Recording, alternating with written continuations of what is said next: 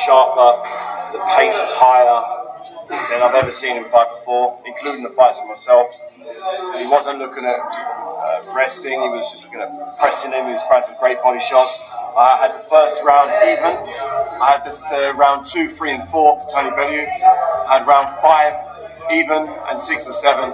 Obviously went to Usyk, he hurt him at the end of I think it was the 6th round, he hurt him with a big shot. Obviously round 7 was round 7, but you know, he's got nothing to be ashamed of himself. You know, he Shout out to MTK Global, shout out to IFL TV, huge fan. Subscribe while you're subscribing. Check out my channel, subscribe to my channel. Check out my affiliate program, man. Let's get back to the fight. I saw the fight, Usyk and Bellew. I knew Usyk was gonna win simply because I think I saw, was it the last fight he had before Bellew? I think it was that fight. I'm not sure who the opponent was. And you know, you hear things around the mill, and the fact that he was training, he's in Vasily Lomachenko's training camp. That alone to me was enough to. It's very interesting what David Haye is saying. I find it very, very interesting simply because I watched the fight, right? And you know, I appreciate technicians. Problem is, for entertainment purposes, I don't always appreciate them, you know. So when I started watching the fight, one thing was very prevalent to me.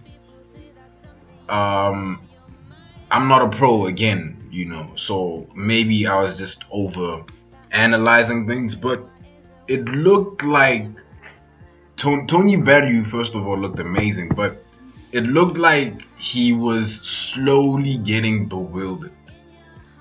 And what I mean by that is it seemed like he was slowly getting frustrated with the fact that, at least to my eye, he wasn't necessarily doing enough damage. Usyk, on the other hand, it didn't seem like he was feeling that frustration. Maybe this is an assumption from somebody who's not a fighter, probably is, but it was very interesting to watch that fight all the way up until the end, where Tony put his hands down and Usyk got that combination in. You know, it was very interesting to analyze everything that happened during the fight up until the end. And for me, for some reason, I can't get that out of my head. I can't get the fact that, you know, it seemed like Tony, towards the end of that fight, he felt maybe he was getting a little impatient. I don't know, man. I don't know. Maybe Usyk is really that good, you know, but kudos to Tony Bellew, man. Huge fan. I would love to see him as a promoter. Why? He's one of the very few fighters who I like hearing speak. You know, I like hearing him say things, you know, so kudos to him. But back to David. Just fighting a very, very good guy. This guy was the best in the world. You know, he was the #1 in the world. You know, no question. And you know, he won a few rounds, but he did. Usyk just seemed like his shape remained the same. You know, Tony started to sort of unravel a little bit. He started to get a bit leaning away from the shots. And Usyk, he's just solid, absolutely rock solid in his conditioning and size and everything. Just, you know, the class told just at the end. You know, once the tide started to change in round 6, you know, it was a nightmare. What career Tony Bellew's had at the end, and he's achieved more than most are in boxing.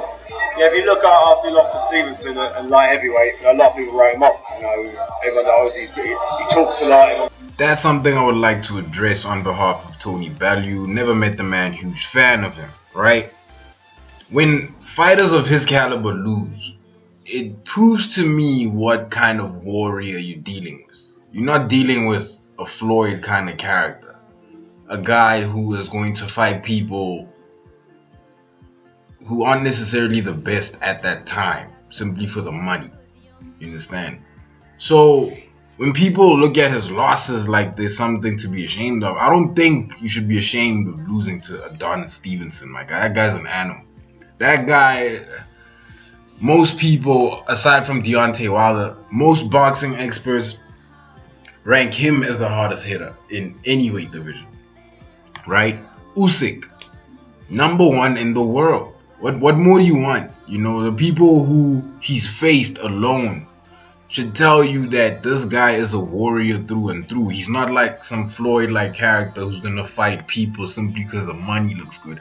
Nothing wrong with that. It's just I've always appreciated the warrior. That's why I've never been that much of a Floyd fan. I've been a fan of his performance rather than him. I'm a fan of Tony Bellew.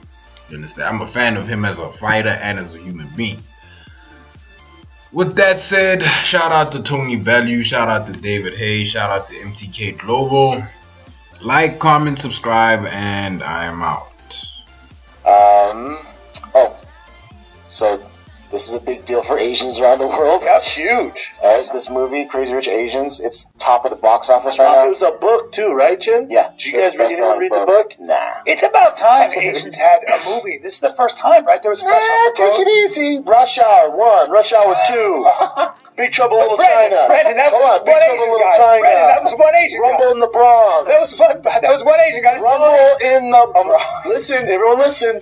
Rumble in the Bronx. Brandon. Godzilla 1, 2. Brandon, these are, I understand, but that was just some Asian actor. Enter the Dragon. Brandon, okay, but that was a long time ago. That was all karate. This is about The Last Samurai. There's no karate in this Tom movie. Cruise in The Last Samurai. There are no swords or karate. This is like human beings having like relationships. Disney's Mulan.